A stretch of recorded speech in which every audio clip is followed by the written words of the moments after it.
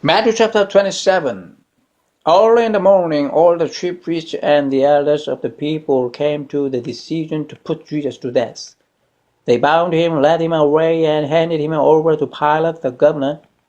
When Judas, who had betrayed him, saw that Jesus was condemned, he was seized with remorse and returned the 30 silver coins to the chief priests and the elders. I have sinned, he said, for I have betrayed innocent blood. What is that to us? They replied, that's your responsibility. So Judas threw the money into the temple and left. Then he went away and hanged himself. The chief priests picked up the coins and said, it is against the law to put this into the treasury, since it is blood money. So they decided to use the money to buy the potter's field as a burial place for foreigners. That is why it has been called the field of blood to this day. That what was spoken by Jeremiah the prophet was fulfilled. They took the 30 silver coins, the price set on him by the people of Israel, and they used them to buy the potter's field as the Lord commanded me. Meanwhile, Jesus stood before the governor, and the governor asked him, are you the king of the Jews? Yes, it is as you say, Jesus replied. When he was accused by the chief priests and the elders, he gave no answer. Then Pilate asked him, don't you hear the testimony they are bringing against you? But Jesus made no reply, not even to a single charge, to the great amazement of the governor. Now it was the governor's custom at the feast to release a prisoner chosen by the crowd.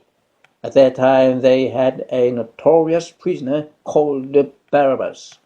So when the crowd had gathered, Pilate asked them, which one do you want me to release to you? Barabbas or Jesus, who is called Christ? For he knew it was out of envy that they had handed Jesus over to him. While Pilate was sitting on the judge's seat, his wife sent him this message, don't have anything to do with that innocent man, for I have suffered a great deal today in a dream because of him. But the chief priests and the elders persuaded the crowd to ask for Barabbas and to have Jesus executed. Which of the two do you want me to release to you? Asked the governor. Barabbas, they answered. What shall I do then with Jesus, who is called Christ? Pilate asked. They all answered, crucify him. Why? What crime has he committed? Asked Pilate. But they shouted all the louder, crucify him. When Pilate saw that he was getting nowhere, but that instead an uproar was starting, he took water and washed his hands in front of the crowd. I am innocent of this man's blood, he said. It is your responsibility. All the people answered, let his blood be on us and on our children. Then he released Barabbas to them, but he had Jesus flogged and handed him over to be crucified. Then the governor's soldiers took Jesus into the praetorium and gathered the whole company of soldiers around him. They stripped him and put a scarlet robe on him, and then twisted together a crown of thorns and set it on his head. They put a staff in his right hand and knelt in front of him and mocked him. Hail, King of the Jews, they said. They spit on him and took the staff and struck him on the head again and again. After they had mocked him, they took off the robe and put his own clothes on him. Then they led him away to crucify him.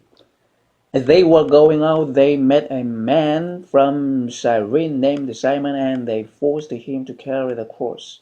They came to a place called Golgotha, which means the place of the skull. There they offered Jesus wine to drink mixed with gall. But after tasting it, he refused to drink it. When they had crucified him, they divided up his clothes by casting lots. And sitting down, they kept watch over him there. Above his head they placed the written charge against him, "This is Jesus, the King of the Jews." 2 robbers were crucified with him, one on his right and one on his left. Those who passed by hurled insults at him, shaking their heads and saying, "You who are going to destroy the temple and build it in 3 days, save yourself. Come down from the cross if you are the Son of God." In the same way, the chief priests, the teachers of the law, and the elders mocked him. "He saved others," they said, "but he can't save himself. He's the King of Israel. Let him come down now from the cross, and we will believe in him." He trusts in God. Let God rescue him now if he wants him, for he said, "I am the Son of God." In the same way, the robbers who were crucified with him also heaped insults on him. From the 6th hour until the 9th hour, darkness came over all the land. About the 9th hour, Jesus cried out in a loud voice, "Eloi, Eloi, lama sabachthani," which means, my God, why have you forsaken me?" When some of those standing there heard this, they said, "He is calling Elijah." Immediately one of them ran and got a sponge. He filled it with wine vinegar, put it on a stick, and offered it to Jesus to drink. The rest said, "Now leave him alone. Let's see if Elijah comes to save him." And when Jesus had cried out again in a loud voice, he gave up his spirit. At that moment the curtain of the temple was torn in two from top to bottom. The earth shook and the rocks split. The tombs broke open, and the bodies of many holy people who had died were raised to life. They came out of the tombs, and after Jesus' resurrection they went into the holy city and appeared to many people. When the centurion and those with him who were guarding Jesus saw the earthquake and all that had happened, they were terrified and exclaimed, "Surely he was the Son of God." Many women were there watching from a distance. They had followed Jesus from Galilee to care for his needs. Among them were Mary Magdalene, Mary the mother of James and Joses, and the mother of Zebedee's sons. As evening approached, there came a rich man from Arimathea named Joseph, who had himself become a disciple of Jesus. Going to Pilate, he asked for Jesus' body, and Pilate ordered that it be given to him. Joseph took the body, wrapped it in a clean linen cloth, and placed it in his own new tomb that he had cut out of the rock. He rolled a big stone in front of the entrance to the tomb and went away. Mary Magdalene and the other Mary were sitting there opposite the tomb.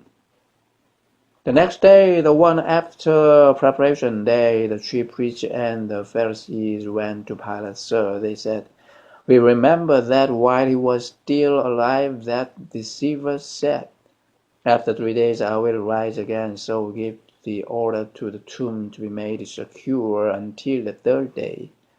Otherwise his disciples may come and steal the body and tell the people that he has been raised from the dead. This last deception will be worse than the first." "Take a guard," Pilate answered. "Go, make the tomb as secure as you know how."